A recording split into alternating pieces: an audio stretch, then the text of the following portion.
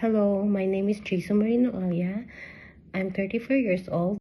I'm from Philippines. I have 2 kids. I am married. My experience working abroad is I have 9 years experience in Singapore. First employer is US citizen, American citizens. I've been working for them for almost 4 years. They go. The reason I leave them because they go to US for good. And then my second employer is Indian employer.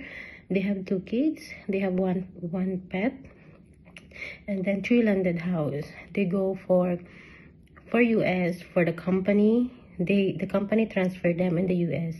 Then after that I go to Hong Kong. I work for 9 months only. She have one child. She is a single mom.